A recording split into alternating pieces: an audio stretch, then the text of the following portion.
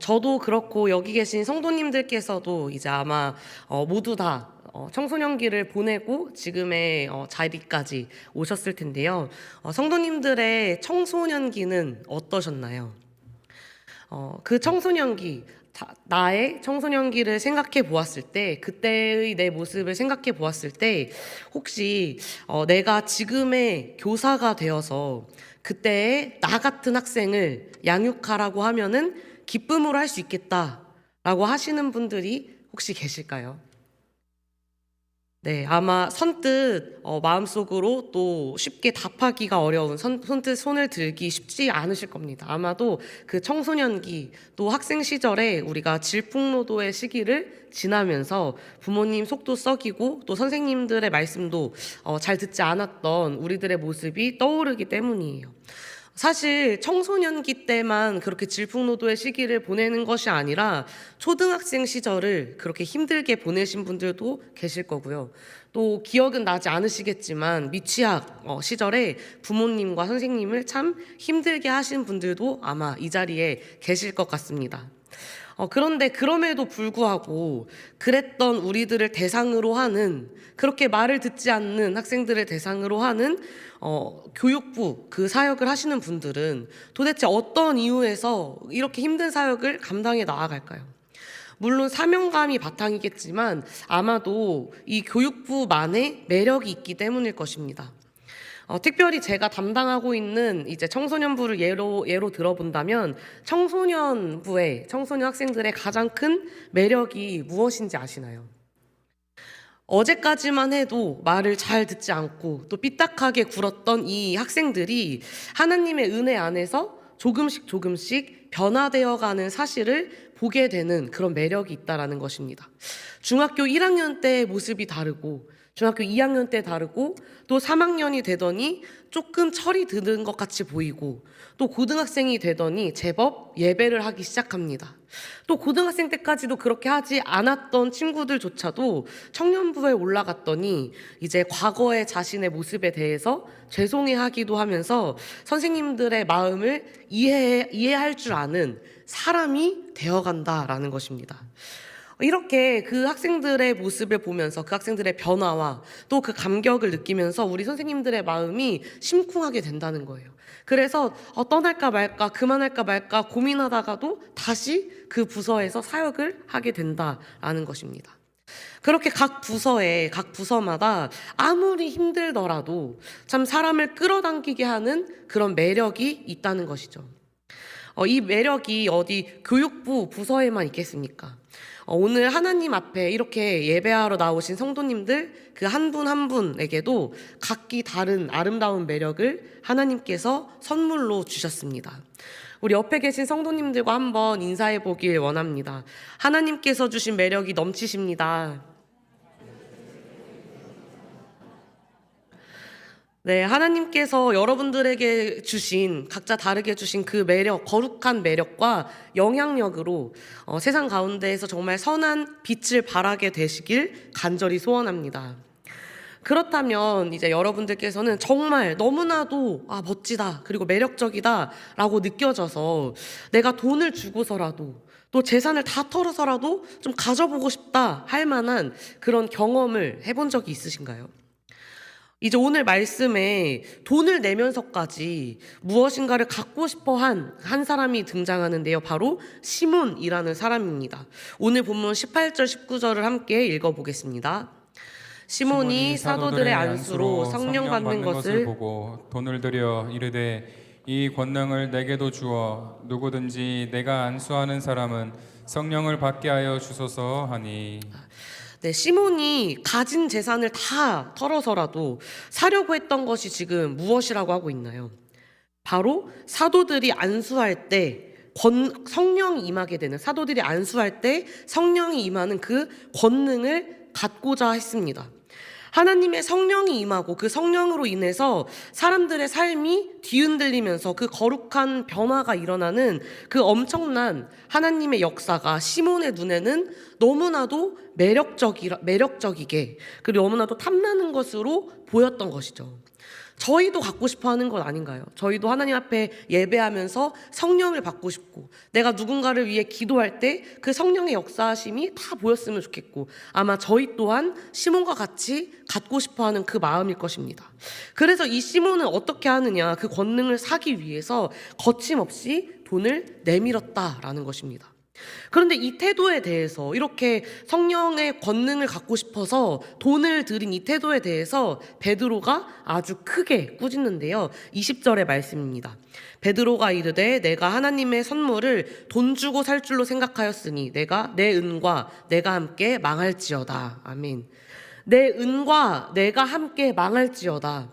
베드로는 지금 이 시몬에게 단순히 그러면 안 됩니다, 그렇게 하면 안 돼요라고 경고하는 정도로 끝내지 않았습니다.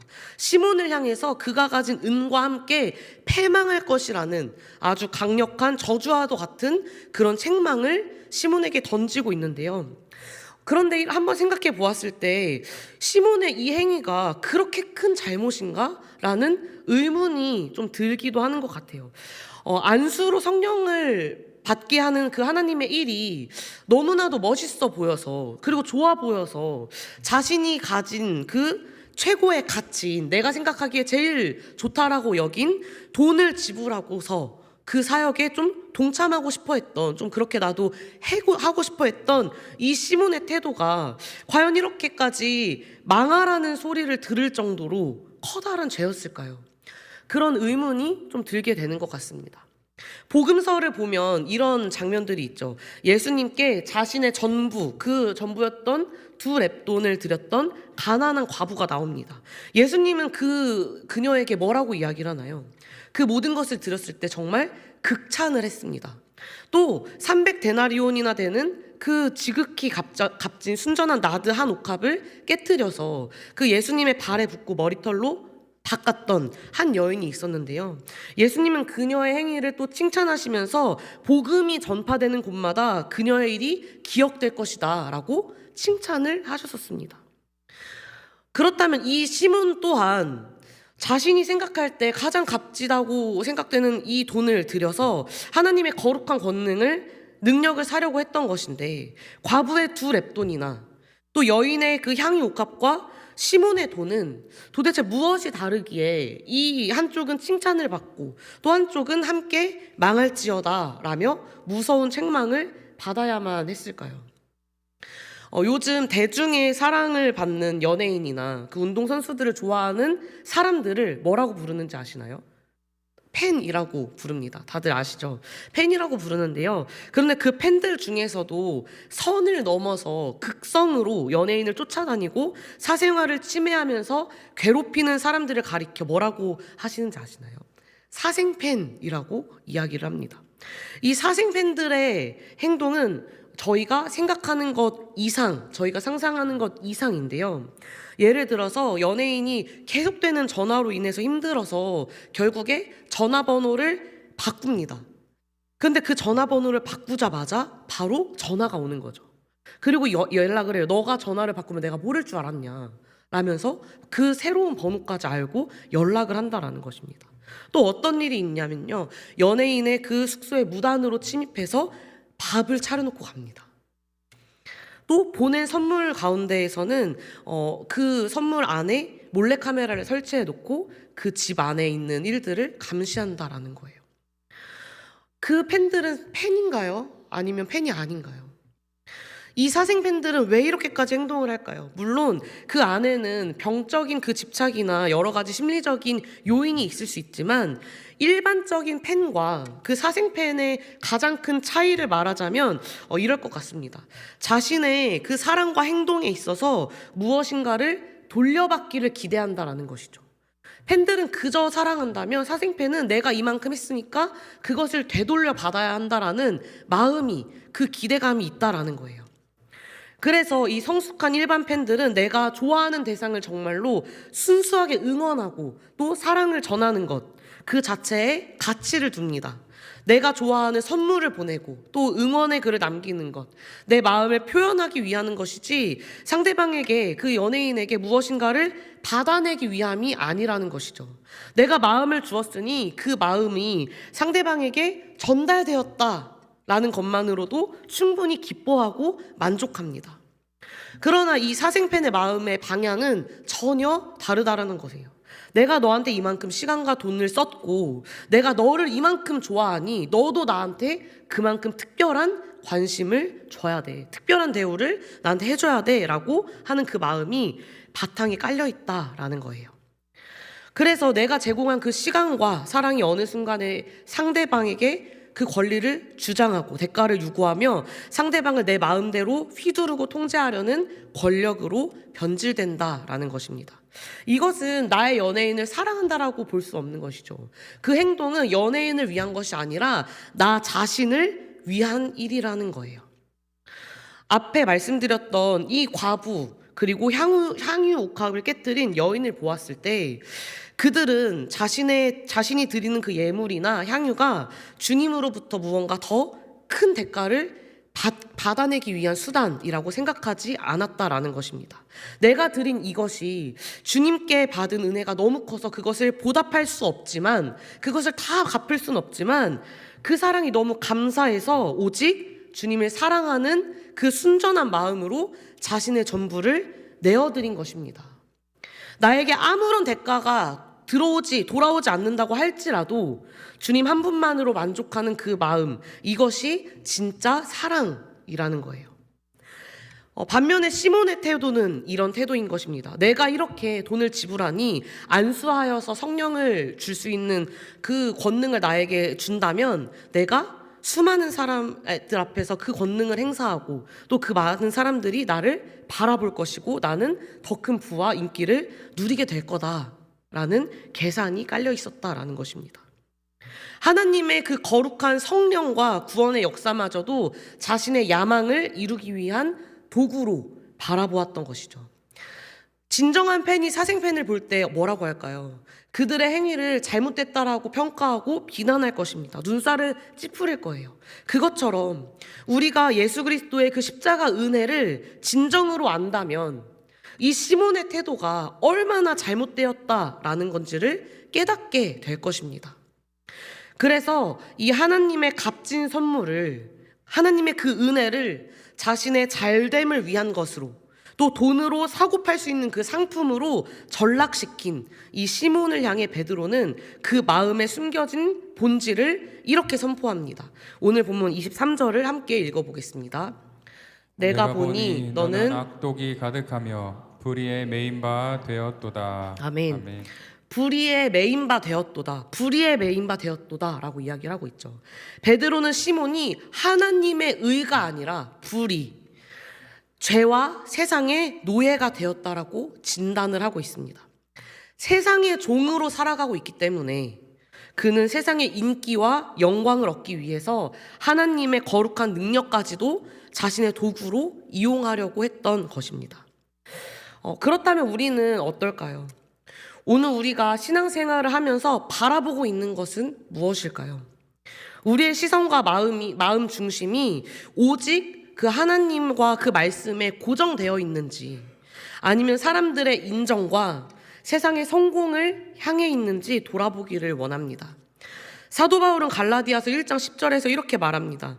이제 내가 사람들에게 좋게 하랴 하나님께 좋게 하랴 사람들에게 기쁨을 구하랴 내가 지금까지 사람들의 기쁨을 구하였다면 그리스도의 종이 아니니라. 아멘.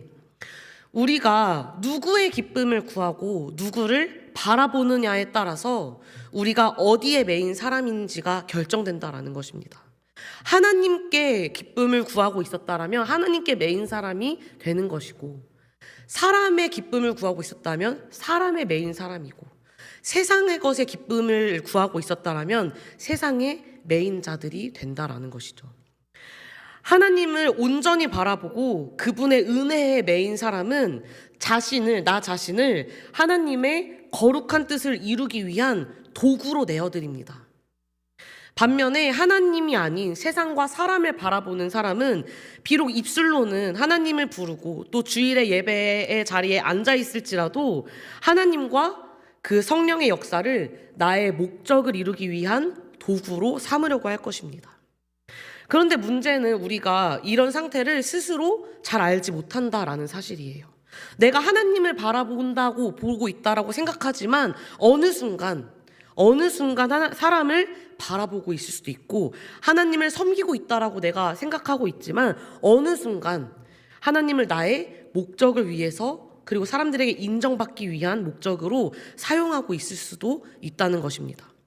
하나님, 내가 이렇게 오래 봉사를 많이 했으니 내 사업장이 잘 돼야 합니다 라는 마음의 바탕이 깔려 있고요. 주일 예배를 빠지지 않고 잘 지키니 내 자녀가 정말 좋은 대학에, 좋은 곳에 취업하게 해주셔야 합니다 라는 그 마음이 나도 모르게 깔리게 된다라는 것이죠. 만약 이렇게 우리의 기도와 봉사 속에 내가 이만큼 했으니 하나님께서도 나에게 이 정도는 해주셔야 된다라는 그 대가성의 마음이 자리 잡고 있다면, 우리는 나도 모르는 새에 하나님을 내 욕망을 채우기 위한 거래처로 삼고 있게 되는 것입니다. 시몬이 안수하는 그 권능을 자신을 위해서 돈으로 사려고 했던 것과 사실 근본적으로는 다를 바가 없는 모습이라는 것이죠. 그래서 우리는 끊임없이 나의 영적 상태를 점검해야 하는 것입니다. 이전에 위임 목사님께서 사역과 업무를 하면서 시간 관리를 어떻게 해야 하는지에 대해서 좀 지혜의 말씀을 주신 적이 있습니다. 나 자신의 성향과 또 상태를 잘 알아야 업무의 효율을 극대화할 수 있다라는 말씀인데요. 나 자신을 알고 내 상태를 잘 알아야 업무의 효율을 극대화할 수 있다라는 그런 말씀입니다. 예를 들어서 내가 오전 시간에 이제 머리가 가장 맑고 집중력이 뛰어난 사람이라면 기획하고 또 기도하며 생각해야 되는 그 중요한 사역을 언제 배치해야 할까요? 오전 시간에 배치해야 한다라는 것이죠. 그냥 저의 상태와 상관없이 하루 일정을 할 일 순으로 막 배치하면서 그 일정들을 늘 소화해내지 못했던 저에게는 정말 귀한 말씀이었습니다. 내가 내 상태를 알아야 이 시간에 뭘 할 수 있고 이 시간에 뭘 할 수 있구나 라는 것을 깨닫게 된 시간이었는데요. 정말 직접 실행해 보니까 내가 어떤 상태인지를 알지 못했을 때는 그 집중하지 못하는 그 순간을 그냥 낭비하게 돼버리고 그냥 흘러보내게 된다라는 것을 깨닫게 되었습니다. 우리의 신앙생활도 이와 똑같은 것 같습니다. 영적인 자기 점검이 빠져버리면 내가 지금 무엇을 바라보고 있는 것인지, 내 마음을 지금 무엇에 빼앗겼는지, 내가 과연 주님의 뜻에 이끌려서 살아가고 있는지 이것을 돌아보지 않으면 어느 순간 흘러가 버리게 된다라는 거예요. 어디로 흘러가 버리게 될까요? 하나님을 떠나 세상의 그 자랑과 사람들의 시선으로 흘러가 버리게 된다라는 것입니다. 나를 점검하지 않는다면. 또 오늘 본문에선 시몬과 다른 사람도 이제 등장을 하는데요. 시몬과 전혀 다른 길을 걸었던 사람, 오직 하나님의 뜻을 바라보면서 자신을 주님의 온전한 도구로 이제 드렸던 사도들의 모습도 나옵니다. 오늘 본문 14절에서 17절까지의 상황을 보게 되면 예루살렘 교회에 있던 이 사도 베드로와 요한이 사마리아 사람들이 하나님의 말씀을 받았다, 사마리아에서 하나님의 말씀을 받았다라는 소식을 듣고 그 사도 요한과 베드로가 그 사마리아로 내려가게 됩니다. 그리고 그들이 성령을 받기 위하여 기도하고 간구하는데요. 이런 이유로 그들을 위해 기도합니다. 우리 16절의 말씀을 함께 읽어보겠습니다. 이는 아직 한 사람에게도 성령 내리신 일이 없고 오직 주 예수의 이름으로 세례만 받을 뿐이더라. 아멘. 그 사마리아에도 지금 세례를 받고 예수님을 영접했는데 성령 내리신 일이 없다라고 하고 있는 거예요. 왜 사마리아 사람들은 이전에 오늘 앞에서 빌립을 통해 그들이 예수님을 믿게 되는데요. 빌립을 통해 복음을 듣고 주 예수의 이름으로 세례를 받았음에도 불구하고 사도들이 올 때까지 왜 성령을 받지 못하고 있었을까요? 보통 세례를 받을 때 성령이 임하는 것이 일반적인 원리인데 이 사도행전 8장의 이 사건은 매우 예외적이고 특별한 경우였습니다. 이제 성경학자들의 안에서는 유력하게 해석하고 있는 견해가 있는데요. 이런 견해입니다. 역사적으로 유대인과 그리고 사마리아 사람들은 참 적대적인 관계를 갖고 있었죠. 서로를 좋은 마음으로 바라보지 못하고 있었습니다. 유대인들은 사마리아인들을 멸시하고 짐승 취급을 했고요. 또 사마리아인들 역시 자신들을 그렇게 대하는 유대인들을 배척을 했었어요. 만약에 그런 상황에서 사마리아인들이 그 예루살렘 교회와 유대인들이 함께했던 그 교회와 아무런 교류 없이 자신들만의 방식으로 성령을 받고 그곳에 교회를 세웠다면 초대교회는 시작부터 유대인 교회와 사마리아인의 교회라고 갈라져서 다투게 되었을 것입니다. 그래서 하나님께서는 이제 유대인의 교회의 대표인 이 사도 베드로와 요한이 직접 사마리아로 내려가게 하셨다라는 거예요. 그리고 그쪽으로 내려가서 사도들이 자신들이 안수할 때 자신들이 경험했던 그 오순절 다락방에 임했던 그 성령이 이 사마리아인들에게도 동일하게 임하는 것을 보여주기 위해서라고 하는 견해인 것입니다. 하나님께서 그래서 사도들이 내려오기까지 그들을 통하여서 성령을 받기까지 하나님께서는 성령을 내리지 않고 계셨다라는 견해인 것입니다. 만약에 그 견해가 또 사실이라면 그리고 결국엔 그 사도 요한과 베드로를 통해서 그 사마리아인들에게 성령이 임하게 되었는데 그러면 그 길을 가기까지 어떻게 해서 이 사도들이 자신들의 오랜 그 민족적 편견과 고정관념을 깨트리고 사마리아로 달려갈 수 있었느냐라는 거예요. 적대적인 관계에 있었는데 이들은 어떻게 이 사마리아인들이 성령 받기를 간구하고 그들에게 내려갈 수 있었느냐라는 것이죠. 그들이 왜 그들을 위해서 기도할 수 있었을까요? 왜냐하면 그들은 이미 오순절 다락방에서 성령의 강력한 임재를 경험했던 사람들이었기 때문입니다. 그리고 그것을 경험했을 때 그들이 예수님으로부터 들은 말씀이 있었죠. 예수님께서 주셨던 말씀이 있었습니다. 사도행전 1장 8절의 말씀인데요. 함께 읽어보겠습니다. 오직 성령이 너희에게 임하시면 너희가 권능을 받고 예루살렘과 온 유대와 사마리아와 땅끝까지 이르러 내 증인이 되리라 하시니라. 아멘. 사도들은 자신들이 성령을 받을 때 이미 하나님의 뜻을 받아들이고 알고 있었다라는 것입니다. 어떤 뜻이었나요? 예루살렘과 온 유대와 사마리아와 땅끝까지. 하나님의 뜻을 아는 자들이었기 때문에 사도들은 하나님의 말씀이 이제 이 사마리아에 구현이 되면서 사마리아인들이 하나님의 말씀을 받아들이는 것을 보았을 때 이제 이곳에도 시작되는구나 라는 것을 알고 있었다라는 것입니다. 그래서 이곳에도 성령이 필요하구나, 우리가 가서 기도해야겠구나 라는 것을 알고 그들을 품고 성령 받기를 간절히 기도하게 되었다라는 것입니다. 사도들은 자신들이 드러나는 것에 대하여서는 아무런 관심이 없었다라는 거예요. 자신들이 영광을 받는 것에 대해서도 관심이 없었습니다. 그들은 오직 자신의 말씀도 아니고 내 뜻도 아니고 하나님께서 주셨던 그 말씀이 이루어지는 것만을 바라보았기 때문에 끝까지 자신을 주님의 그 복음의 통로로, 주님의 온전한 도구로 내어드릴 수 있었다라는 것입니다.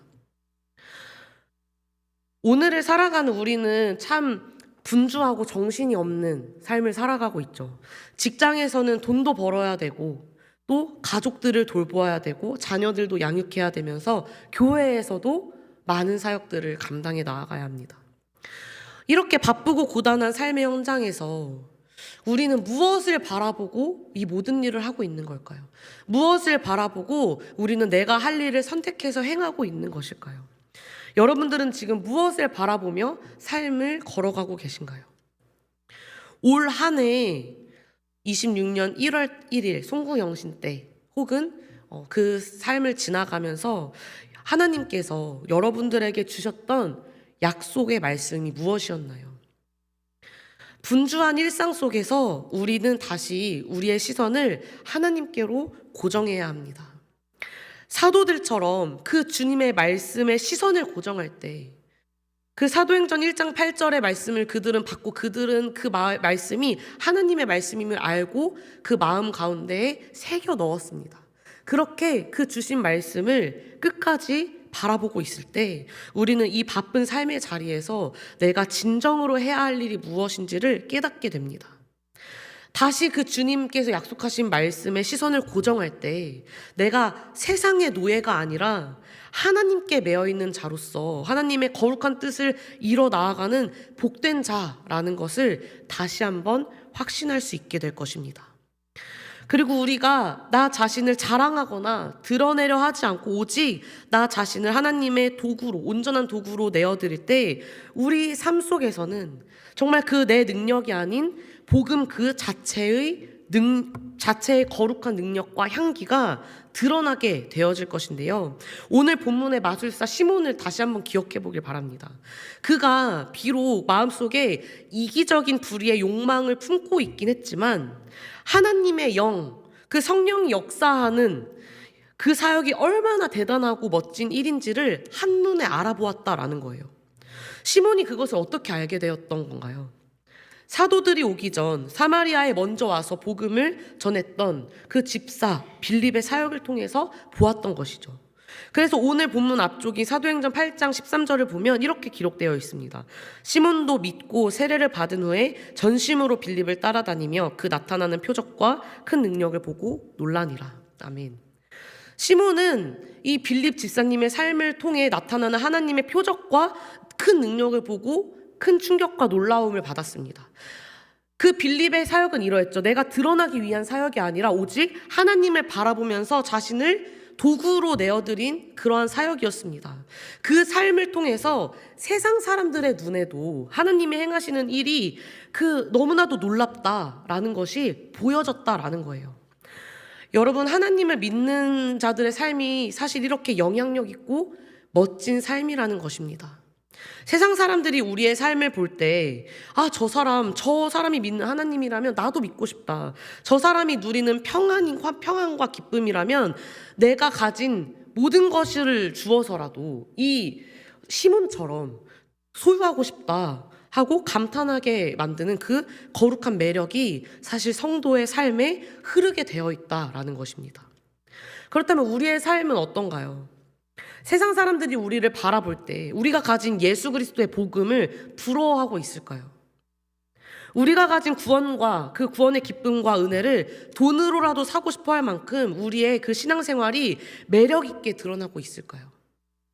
교회 가면 피곤해, 힘들어, 재미도 없고 내 것을 다 희생해야 돼 라는 부정적으로 보게 되어지는 시선만 받고 있지는 않은지 우리가 다시 한번 돌아보아야 한다라는 거예요. 불의가 판을 치는 이 세상에서, 죄의 노예가 된 이 세상에서 다시 한번 시작되는 우리의 진정한 신앙생활이 우리의 드러남과 잘됨을 위함이 아니라 하나님을 믿기에 행하는 그 신앙생활이 또 우리의 그러한 진정한 믿음이 빛을 발하게 될 줄로 믿습니다. 그렇게 되기까지 우리 각자의 마음속을 전부 다시 들여다보기를 소원하는데요. 내 마음속 전부를 정말 다 채우고 있는 것이 무엇인가요? 내가 진정으로 바라보고 있는 것이 하나님인지 아니면 세상의 인정과 사람들의 시선인지, 내가 오늘도 열심을 내어서 쫓아가고 있는 것이 하나님의 거룩한 뜻인지 아니면 내 이기적인 욕망과 불의의 야망인지. 사마리아의 그 시몬이 베드로에게 호되게 꾸짖음을 들은 이후에 그의 인생이 어떻게 끝났는지에 대해서 성경은 정확하게 기록하고 있지는 않습니다. 그러나 이 베드로는 회개의 기회를 얻지 못하고 망할 위기에 처해 있는 이 시몬을 향해서 마지막으로 소망의 길을 제시합니다. 22절의 말씀을 함께 읽겠습니다. 22절입니다.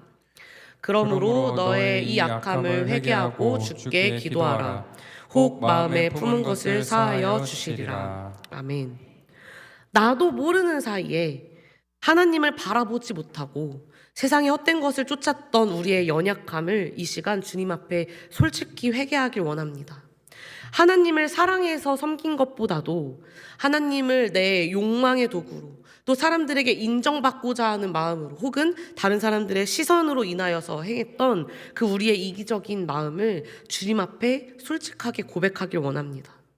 우리의 마음속 전부를 이미 다 알고 계시는 그 하나님 앞에 내 어두운 마음을 다 쏟아낼 때 십자가의 보혈로 우리를 깨끗하게 용서해 주실 것입니다. 그리고 우리에게 날마다 그 새로운 말씀과 성령의 은혜를 부어주셔서 우리가 그 바쁜 일상의 자리에서 다시 무엇을 바라보아야 하는지, 어떻게 하나님의 온전한 도구로 살아가야 하는지를 명확히 깨닫게 해주실 것입니다. 하나님을 나를 위해 이용하는 자가 아니라 하나님께 온전히 쓰임받는 거룩한 도구가 되시기를 바랍니다. 내 마음속 전부를 다 주님께 드림으로 우리가 살아가는 그 삶의 현장에서 예수 그리스도의 복음을, 그 매력을 당당히 전파하며 살아가는 저와 여러분들 되시길 예수님의 이름으로 축복합니다.